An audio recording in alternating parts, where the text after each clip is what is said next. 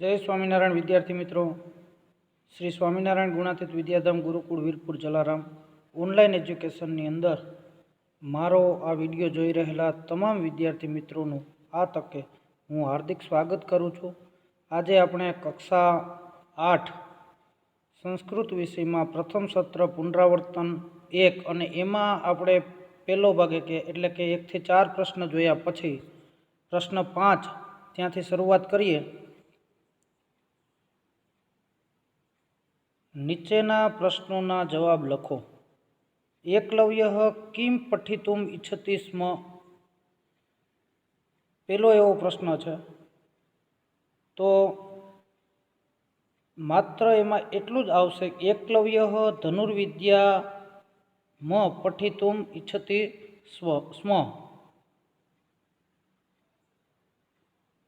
स्मनो प्रयोग थयेल छे अने एकलव्य अने किमनी जग्याए धनुर्विद्या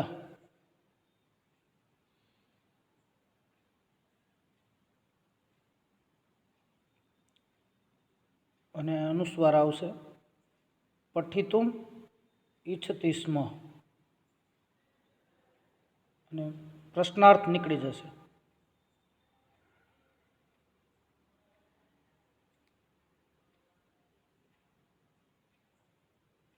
प्रश्न 2 एकलव्य धनुर्विद्या अभ्यास कथम कृतवान। अहींया अभ्यास विसर्ग है पण खरेखर विसर्ग नहीं। त्या अभ्यासम कथम कृतवान एटले के अनुस्वार ज रहेशे, विसर्ग नहीं आवे। प्रश्न ए रीते थशे कि एकलव्य धनुर्विद्या अभ्यासम कथम कृतवान अने एमनो जवाब आवशे एकलव्य आचार्यस्य द्रोणस्य एका मूर्ति अरचयत सह प्रतिदिनं मूर्तिम अनमत प्रातः सायंपर्यन्तं सह धनुर्विद्या अभ्यासम अकरोत्। जो कि जवाब खूब थोड़ो लांबो परंतु ये आ रीते आवशे। एकलव्य त्यारबाद आचार्य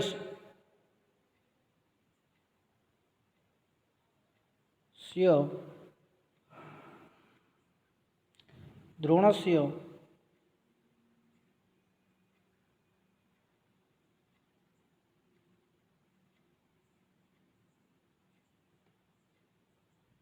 एकाम का माथे मींडू मूर्तिम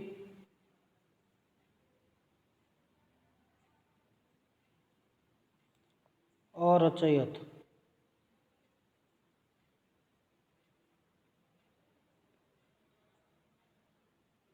अहीं पूर्ण विराम आवशे। त्यारबाद ए ज प्रश्न आगळ सह प्रतिदिनम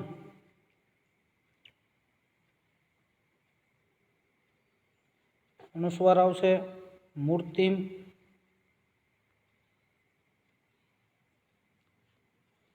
अनमत।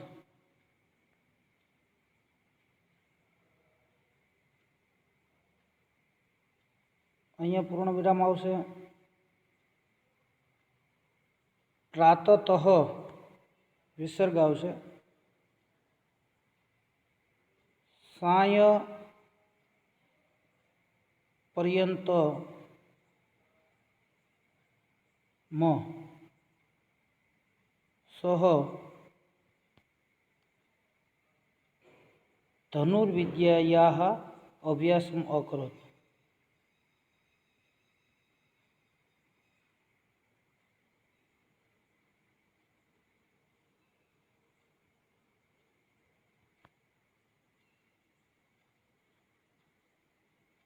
अभ्यासम अकरोत्।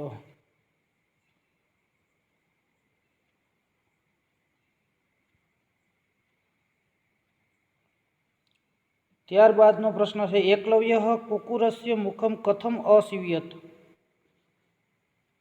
तो एकलव्य કુકુરસ્ય મુખમ ત્યાં સુધી એમ જ આવશે. કથમ તો કે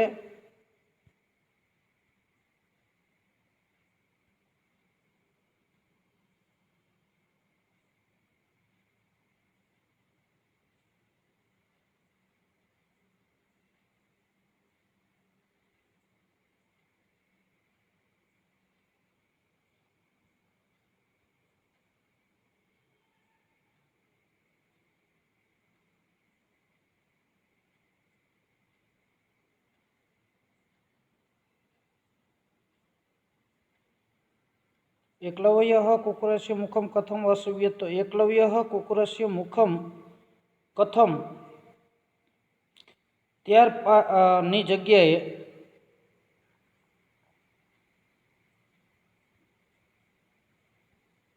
બાણે હે આટલું આપણે લખવાનું અને છેલ્લે અસીવ્યત એ એમનો જવાબ થશે. પ્રશ્ન 4 એકલવ્ય અસ્માન કિમ શિક્ષ્યતિ. તો જવાબ જોઈએ કે એકલવ્ય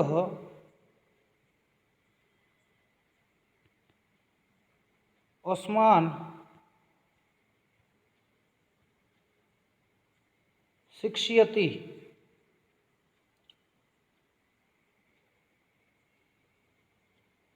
અને ડબલ ઇન્વર્ટેડ કોમામાં શરૂઆત થશે એનો જવાબની. સ્વયં જ્યોતિ સ્વયં જ્યોતિ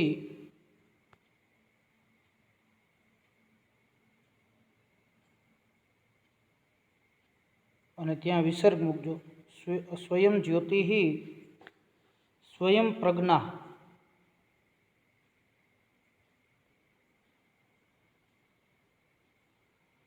ભવતુ ઇતિ. એ એમનો જવાબ છે. નીચેના વિધાન વાક્યોને કૌંસમાં આપેલા શબ્દોનો ઉપયોગ કરી પ્રશ્ન વાક્યોમાં ફેરવો. અહીંયા પ્રશ્ન વાક્ય તમારે બનાવવાના છે અને એ વિકલ્પ અહીંયા આપણને કૌંસમાં જે આપેલા છે એમાંથી એ પ્રશ્ન વાક્ય બનાવવા માટે કઈ જગ્યાએ આપણે એ પ્રશ્નના રૂપમાં આ મૂકશું તે જોવાનું છે. કે ગંગા યમુના સાબરમતી નર્મદા નદ્યો ભારત દેશે પ્રવહંતી. કે કાહા કાહા. તો એ કાહા કાહા આપણે મૂકવાનું છે. એટલે અહીંયા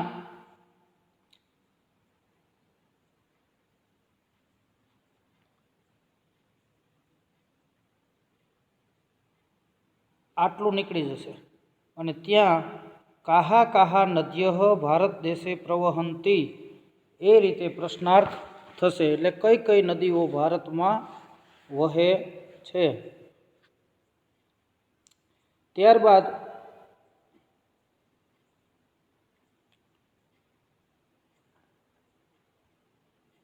ગંગા શ્રેષ્ઠા નદી અસ્તિ. હવે કા મૂકવાનું છે તો ત્યાં ગંગા આપણે કાઢ્યાની જગ્યાએ કા શ્રેષ્ઠા નદી અસ્તિ એવું લખીશું. ગંગા હિમાલયાત પ્રભવતી કુતઃ. તો ગંગા ક્યાંથી ટૂંકમાં નીકળે તો ગંગા કુતઃ. ગંગા શબ્દ એમ જ રહેશે. હિમાલયાતની જગ્યાએ કુતઃ પ્રભવતી એટલે ત્યાં એ કુતઃ આવશે. જોઈએ તો ગંગા હિમાલયની જગ્યાએ કુતઃ પ્રભવતી એવો જવાબ થશે. અને સંગમ સ્થાને સ્નાનેન જનાઃ પવિત્રાઃ ભવન્તિ કુત્ર. તો એ આપણે સંગમ સ્થાનેની જગ્યાએ કુત્ર સ્નાનેન જનાઃ પવિત્રાઃ ભવન્તિ એવું આપણે લખવાનું છે.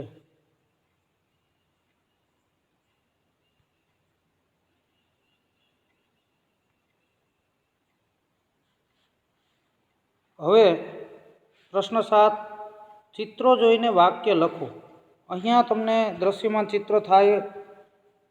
હવે તમારે ત્યાં વાક્ય એક જ્યારે પુસ્તકને દર્શાવી રહેલી એક છોકરી દ્રશ્યમાન થાય તો ત્યાં લખવાનું એતાની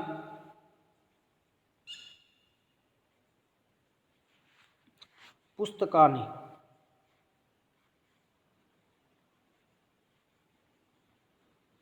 પુસ્તકમ એ ખરેખર નપુંસકલિંગ હોવાથી એતાની પુસ્તકાની, આ પુસ્તકો છે.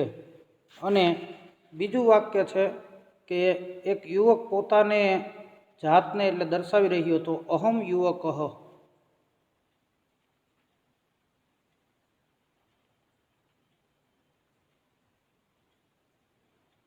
એ જવાબ થશે. ત્યારબાદ પ્રશ્ન 3, એક દૂરથી પણ વધારે નથી એક છોકરી છત્રી બતાવી રહી છે તો ત્યાં જવાબ આવશે એતત છત્રમ.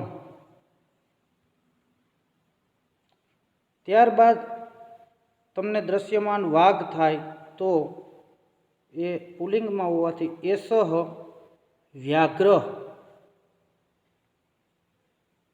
વ્યાઘ્ર અથવા તો એને શાર્દુલહ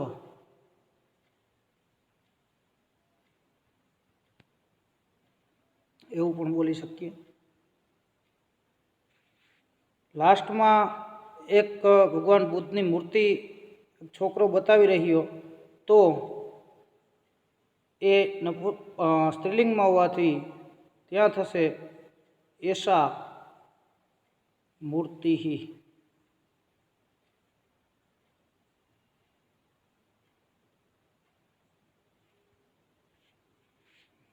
ત્યારબાદ પ્રશ્ન 8, ઉદાહરણ અનુસાર વાક્યો બનાવો. અહીંયા એક ઉદાહરણ આપેલું છે, ખેલના ગણમ ગચ્છામઃ. હવે એના જેવું આપણે તો ટૂંકમાં એનો અર્થ એવો થાય કે આપણે રમતના મેદાનમાં જઈએ. ત્યારબાદ આપણે અહીંયા ઘણા બધા વાક્યો છે તો દાખલા તરીકે લઈએ તો કે શિવાલયમ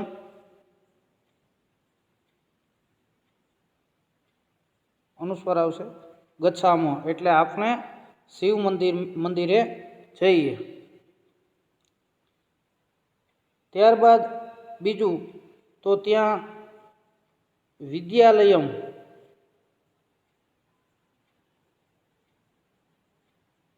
ગચ્છામઃ તો આપણે નિશાળે જઈએ. ત્યારબાદ આપણે આપણી રીતે આ વાક્ય બનાવવા છે, પુસ્તકાલયમ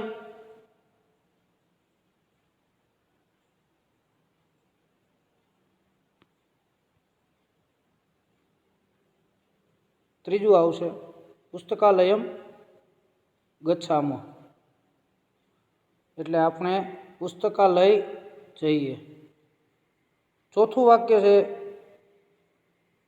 ગ્રામમ ગચ્છામઃ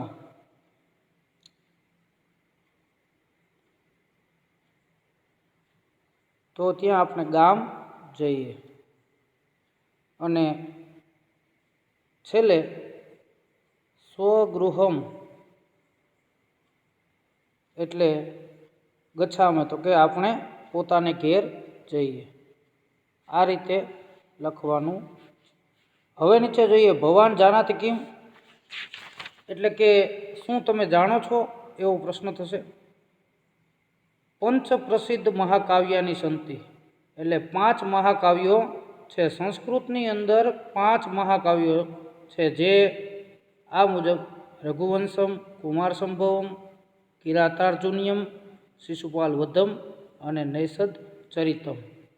એ જુદા જુદા કવિઓએ રઘુવંશમ અને કુમાર સંભવ આ બેયના કરતા મહાકવિ કાલિદાસ હોવાથી કાલિદાસ રચિત છે. ત્યારબાદ કિરાતાર્જુનિયમ છે તો એ મહાકવિ ભારવીએ લખેલું છે. શિશુપાલ વધ છે એ મહાકવિ માઘ એટલે મહાન કવિ થઈ ગયા. એવું કહેવાય છે કે ઉપમા કાલિદાસસ્ય ભારવી અર્થ ગૌરવમ દંડી પદ લાલિત્ય માઘે સંતિ ત્રયોગુણા.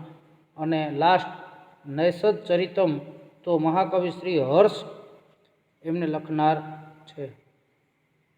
આ આપણને વિશેષ માહિતી અહીંયા મળી રહી છે.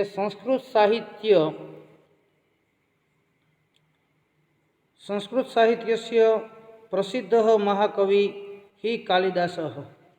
તો કાલિદાસ સંસ્કૃત સાહિત્યના પ્રસિદ્ધ મહાકવિ છે, એટલે એને કવિ કુલગુરુ કાલિદાસ તરીકે પણ તેઓ ઓળખાય છે.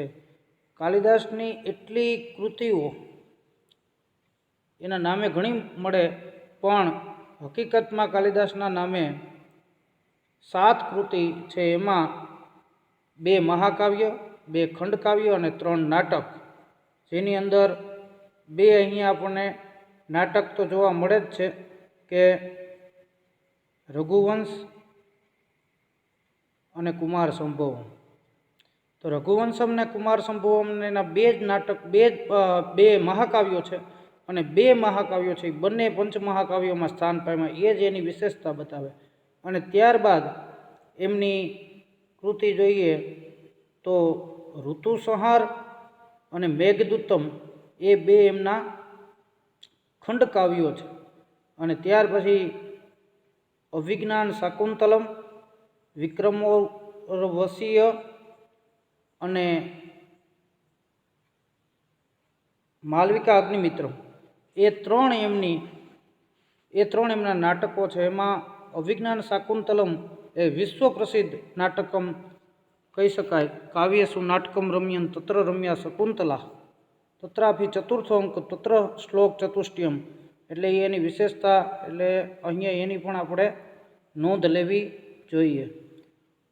તો અહીંયા જે તમને સ્વાધ્યાય કરાવવામાં આવે વિદ્યાર્થી મિત્રો, એ વિડીયો સાંભળી અને તમારે લખવાનું છે. તો આજનો આ ટોપિક પણ અહીંયા આપણે પૂર્ણ કરીએ. જય સ્વામિનારાયણ.